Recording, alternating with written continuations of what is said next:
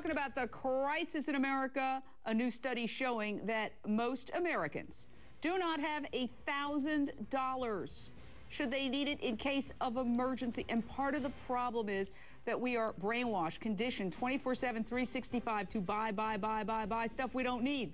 Not that all of us are buying Rolls Royces or fancy jewelry or watches, but we are also told that, hey, if you get this, you'll feel fulfilled.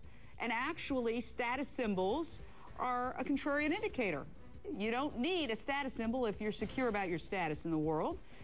When I see people with status symbols, I immediately think, here's somebody who has an insecurity and they need to prove to us that they're okay with their status symbol, which they flash at us to say, hey, you can't do anything to me. I've got this status symbol. That makes me okay. And not my book. It's a contrarian indicator. Here's what I suggest in my book, Addict Nation. Do a consumption journal. I did this, and it was an eye-opener. Take a notebook and write down everything you buy, consume, or dispose of, like plastic bottles, plastic bags, everything you buy, you eat, you consume, you dispose of for 5 days. And you will become disgusted with yourself, and it will be a revelation. I want to go to Chris Markowski.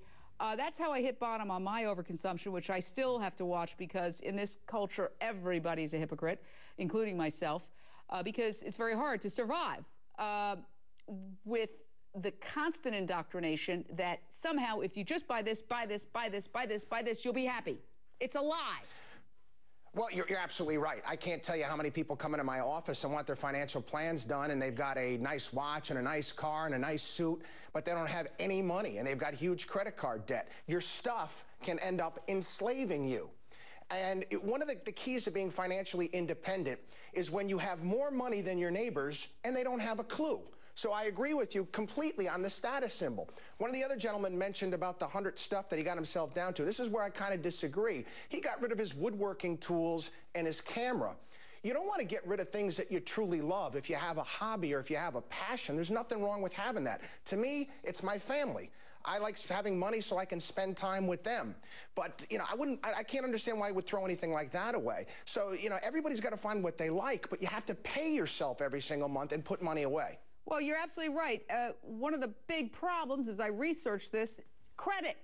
Remember the days where we put things on layaway? I used to do that when I was a kid. I wanted some. I'd say, here, I'll give you a down payment now. I'm going to save up.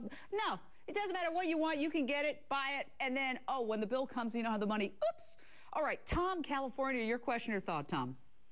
Well, it's a comment more than a question because sure. I totally agree with you that a lot of people shop unnecessarily for so many things that they could really do without it right now, and they could wait a little while until they save up the money to buy those things.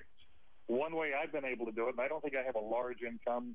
Me and my wife's income is about $65 a year, and I'm on Social Security disability too. But I keep track of everything we have online in our checking and savings, and I make certain rules.